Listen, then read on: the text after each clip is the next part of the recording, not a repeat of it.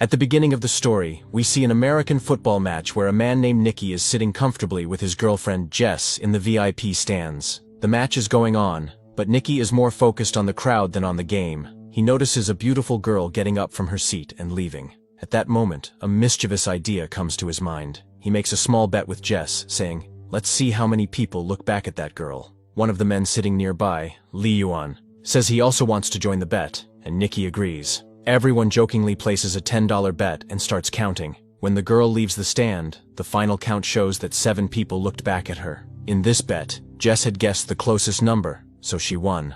Lee Yuan gives her the money without hesitation, and then suggests starting the next round. This time, the bet is about who will commit the next foul. Jess drops out, saying she doesn't know much about the game, but Nicky jumps in and places a $1,000 bet. As soon as the whistle blows, the referee signals a foul, and it turns out to be the team Nicky had bet on. He wins, and puts the money in his pocket. Even after losing, Lee Yuan gets more excited and says, "Let's place a $5,000 bet this time."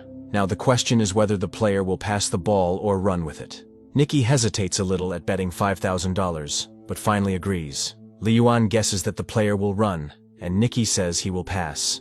As soon as the whistle blows, the player actually runs with the ball, which means Nicky loses $5,000. Now Nicky decides, it's okay, we lost $5,000. Let's stop here, and asks Jess to come have coffee. He wants to leave, but Lee Yuan insists. He says, "You're sitting in the VIP lounge, you have money. Why be upset over $5,000? Let's play another bet, this time for $10,000. Eventually, Nicky agrees. Now the question is whether the player will make the next pass correctly or not. Nicky predicts yes, but the other team intercepts the pass. Nicky has now lost $15,000. While taking out the money, Nicky gets a little upset. He thinks for a moment and says, "Let's place a $50,000 bet this time." Jess is shocked to hear this, but Nicky looks angry. At this point, luck is not on his side. He loses the next bet again, and has to give away another $50,000. Now Jess urges him to stop immediately, but Nicky's anger and ego take over. Without thinking, he places the next bet of $100,000. Lee Yuan laughs and teases him, saying, "Do you even have that much money?" Nicky silently throws a whole bundle of cash on the table. Seeing this, Lee Yuan also gets excited. This time, Nicky bets that the next pass will be intercepted and won't be completed, but the pass is successful. Now Nicky has suffered a loss of $100,000. He can't figure out how to get out of this mess. Jess is also shocked by his behavior, but now the game has reached a very serious stage. Nicky says, "I have $1 million left. Let's bet it all. Let's see who wins this time." The final decision will be made by playing cards. Since Lee Yuan has been winning continuously, he's now going crazy with excitement. He starts looking at Nicky like an ATM machine. Lee Yuan draws his card. It's a 5 of clubs. Now Nicky just has to draw a card higher than 5. His chances of winning are very high. Nicky picks up a card and flips it over with great confidence, but it's the 3 of hearts. Seeing this, Jess immediately fell off her chair. When Nicky started the game, he only intended to bet $10, but now, he had lost more than $1 million. After such a shameful defeat, he had nothing left to say. So, he quietly held Jess's hand and started walking out. He was deeply upset, but Lee Yuan began teasing him even more. He said, "This is what happens when you mess with the master."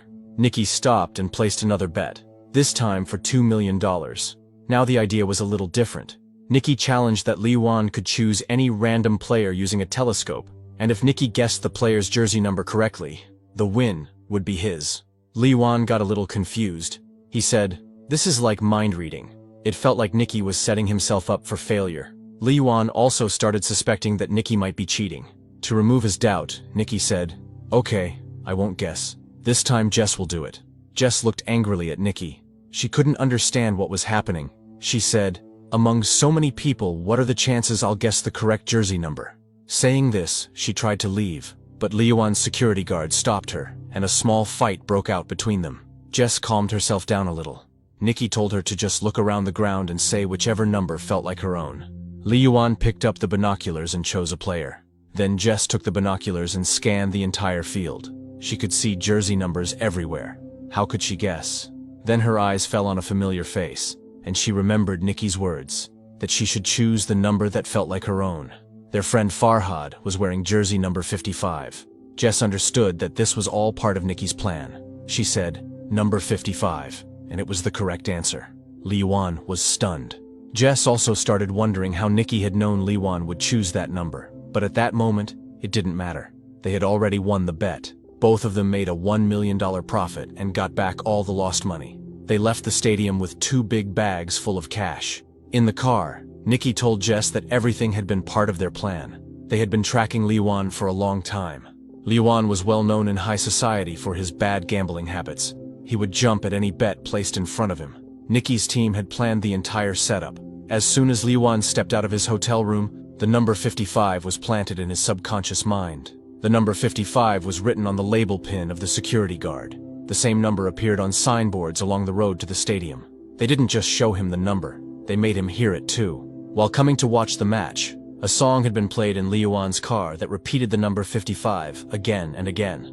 That number was said 124 times in the song, which kept pulling Li Yuan's attention toward it. He had even been shown a photo of Farhad, which helped build a visual memory. So, when Li Yuan looked through the binoculars, his mind naturally went toward the number 55, and Jess said 55 as soon as she saw Farhad. Jess had not been told anything in advance, so her expressions would stay natural during the entire game. This way, no one would suspect her. After hearing everything, Jess was completely impressed with Nikki. After this, the story takes us a few days back. Just a few days earlier, Nikki was lying on a bed in a room with Jess beside him, and a man was pointing a gun at his head. Jess was sitting next to him, someone he had met only recently. It was clear that someone had trapped Nikki, but there was no sign of fear on his face. He calmly said, "I don't have a single penny. If you want to shoot, then shoot." The man with the gun looked at Nikki's reaction and quickly realized this man was clever, even more cunning than them. And his guess was absolutely right. Nikki was a master con artist who pulled off petty thefts with great skill. Jess had brought Nikki to that room by tricking him, but Nikki saw a natural talent in her. At that time, Jess didn't understand anything. When the man with the gun left, Nikki told Jess, "You have a gift. If you polish this ability to trick people, you can live a very comfortable life." Nikki said, "This is our family business. My father, his father, they were all con men. We're cheats by blood. Every trick, every move is a game to us." Without wasting time, Jess took out some money and said, "I want to learn from you." Nikki agreed. While walking out, he stole one of Jess's rings, and she didn't even realize it. By the time she figured it out, her watch had also disappeared. When she had put the watch in her handbag, Nikki had already taken her wallet. After all these tricks, Nikki said, "Sleight of hand, timing, and a little style. That's all you need for this work." Then Nikki said goodbye to her and left. After a few months, Jess found Nikki in New Orleans, where he had started building a new team. Their meeting was actually a test. He wanted to see if Jess was capable of joining his team or not. When Jess agreed, Nikki sent her to a fair with one of his team members. This was Jess's first practical assignment. She began asking people for directions, holding a map in her hand. While she distracted people, her partner secretly stole a tourist's camera lens. Then, another team member intentionally bumped into a man, and Jess took his wallet. Jess was now starting to feel more confident in her stealing style. Using chopsticks, she took another woman's wallet from her bag. Everything went so smoothly that no one even suspected them. Nikki was watching everything from the top of a building. He told the team to leave Jess alone. Now it was her turn to fly solo. Jess started stealing expensive items one after another, and with each theft, Nikki's respect for her kept growing. Now Nikki gave her another big assignment, this time, a high-tech scam. With the help of special lenses, they could see other players' cards and beat them easily. There was also a system for stealing credit cards. The stolen card was secretly sent to a teammate, where a device would copy its data, and then the card would be returned to the owner's pocket. By the time anyone realized, their entire account would be emptied. Another scam was a fake ATM machine. Whenever someone withdrew money, the ATM would secretly store their PIN. Farhad would later remove the machine and steal all the data. All the stolen credit cards were sorted into different categories. Expensive luxury items were bought using them, and finally, their data was sold on the black market. One day, Jess saw a beautiful necklace and wore it, but Nikki immediately told her to take it off. He strictly explained that all the items had to be sold. Nothing was to be kept personally. Jess was seeing this large-scale fraud for the first time. The feeling of standing in the middle of a mountain of stolen goods was surreal. The next day, Jess and Farhad were wandering through a wealthy area. Their task was to act. Farhad suddenly fainted, and Jess started shouting, "Please, someone help us, please." It was a distraction, which the rest of the team used to steal from the rich people around them. After the job was done, the whole team escaped by hiding in an ambulance. The whole plan was so perfectly executed that no one could figure out anything. That night, they all celebrated together. Nikki praised everyone because they had made $1.2 million in just 1 week. The next day, all the team members were preparing to go their separate ways. The documents were destroyed, and Nikki assured everyone that their money would be transferred to their bank accounts within a few days. But the old members of the team knew that Nikki still had one last mission left. The next morning, Nikki took Jess to the VIP lounge of the stadium. He performed a full demonstration in front of Jess to show how they could earn $1 million in just a few minutes. By now, Jess had started falling in love with Nikki. She thought she was Nikki's girlfriend, and that's why he was showing her all this. But Nikki had only included her in the group for his own benefit. When everything was over, Nikki gave her $80,000 in cash and finally said goodbye. Jess looked at him with tears in her eyes. Her heart was broken because she had fallen in love with Nikki. At the same time, she also felt that $80,000 was too little, because Nikki had just earned $1 million. But in Nikki's world, there was no place for emotions. Jess had now seen his true colors. Nearly 3 years later, a race car pulls into a service station, and we see Nikki again. There was tiredness in his eyes, and it was written all over his face that he was running out of money. During lunch, he met with George, the owner of a race car team. George's research team had developed a new algorithm called EXR, but he wanted to improve it to increase his chances of winning. So he hired Nikki. The plan was simple. Nikki would pretend to be their chief engineer. Then, they would stage a fake fight between George and Nikki so that other teams would fall into their trap. After that, Nikki would sell a fake version of EXR to the rival team, while George's team would use the real system and easily win. As part of the deal, Nikki was supposed to receive €1 million for the job, and the money he earned by selling the fake system would also be his. Nikki thought this job was a joke. He could have done such a scam even in his sleep, but George's butler didn't trust him at all. He directly threatened Nikki and said, "If you do anything wrong, I'll shoot you right in the chest." Nikki wore a tuxedo and left to attend a party that evening. The plan between Nikki and George was to stage a fake fight in front of the crowd, but their plan completely fell apart when Jess appeared, walking down the stairs in a red dress. She went straight to hug George. Seeing this, Nikki's eyes filled with anger. His mind went blank. He hadn't seen Jess in 3 years, and now she was with someone else, and that too, with the man who had hired Nikki. Jess calmly walked up to Nikki and told him that she was no longer a con artist, and whatever had happened 3 years ago didn't matter anymore. She also said that George didn't know anything about their past relationship, and it would be best to keep it that way. Hearing this, Nikki got furious. He picked up a glass of vodka and drank it in one go. Earlier, he had planned to act like he was angry, but now, he truly was. The fight with George in front of everyone was no longer a drama, it was real. Their fight caught the attention of the rival racing team, just as planned.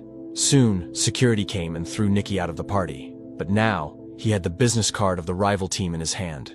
The next morning, Nikki met the owner of the McLaren team. He spoke directly, saying, "I want to sell you the EXR system. It will cost €3 million. The team owner had no shortage of money, so there was no need to bargain. He immediately tested the system on the track, and when he saw the results, his face lit up. Nikki promised that the complete software would be delivered in 48 hours. Meanwhile, Jess met Farhad on the road. Farhad had been sent by Nikki. He told Jess that it was necessary for Nikki to leave 3 years ago. He had no other choice. Farhad also said that Nikki still loved her. Then he handed Jess a box, which had the same necklace that Jess had once liked. Whether it was real or fake didn't matter. Jess's heart melted after seeing it. She told Farhad that she couldn't trust Nikki, but her eyes said something else. She still had feelings for him. Well, on the day of the deal, Nikki showed up and handed over the software to the owner of the McLaren team. In return, a strong man gave him a case containing €3 million. But Nikki's nature was such that he never worked without taking risks. He had secretly sold a copy of the same software to every racing team. Every handshake brought him more euros. Whoever shook hands with him paid him millions. Until the race began, no one had any idea that every team had been sold the exact same EXR system. That night, instead of running away, Nikki messaged Jess saying that if she came in time, they could escape together. Nikki waited, but no one came.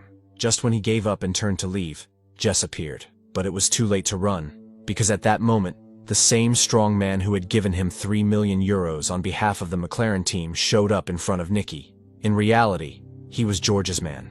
He had found out the truth, that Nicky had sold the original software instead of the fake one. He didn't care about the 1 million euros. Now he wore his full racing gear and intentionally crashed into Nicky's car. After a terrible accident, both Nicky and Jess were captured. They were tied up, and all the stolen cash was laid out in front of George. George was furious. He had spent 40 million euros creating that software, and now everything was ruined. The worst part was, he still couldn't figure out how Nicky had stolen the real software. When Nicky didn't say anything, George pressed Jess's nose shut, cutting off her air. Seeing this, Nicky broke down. He confessed everything, how he had made Jess fall for him again by rekindling her old love. He said he gave her the same necklace she had once liked, but this time it had a special chip inside. As soon as George opened the software, that chip stole his password and copied the data. Jess was heartbroken when she heard this. Tears streamed down her face, but George and his men started laughing. They liked the story but didn't believe a word of it. George then said, "Jess was never really my girlfriend. I know she was only with me for my money." Jess admitted that she was only pretending to love George to steal his expensive watch collection. Nicky was shocked. So Jess had faked her love for George just to make Nicky jealous. Now, both of them were caught. George turned to the butler and asked how Nicky managed to steal the software. As soon as Nicky opened his mouth, the butler suddenly fired a bullet. It hit Nicky straight in the chest. George's face turned pale. He panicked and told the butler, "I can earn money again, but if I get caught for murder, I'm finished." George quickly fired the butler and fled from the warehouse. Jess was crying uncontrollably, but the butler calmly said, "There's no need to worry. I'm actually Nicky's man." In truth, the butler was Nicky's father. He had shot the bullet carefully just near the heart, not through it. He sealed the wound with tape, used a needle to draw out the extra blood, and balanced the air pressure in Nicky's chest. Suddenly, Nicky opened his eyes. He was alive. It was a crazy plan, but it worked. Behind them lay a huge pile of money. All three of them left the warehouse. Nicky was actually an orphan and had been raised by this man. He was the one who had taught Nicky all the tricks of the trade. Their rule was simple: never get emotional. But now, Nicky had truly fallen in love with Jess. The butler left both of them on the roadside and took all the money with him. Nicky was left with nothing, but on the way to the hospital he saw something shining in Jess's hand. It was George's 200,000 euro watch. Nicky looked at her. Jess looked at him, and both of them smiled. With tricks like this, and sleight of hand, they'd never go hungry, no matter where they were in the world. If you enjoyed the video, don't forget to like and subscribe to the channel. See you in the next video.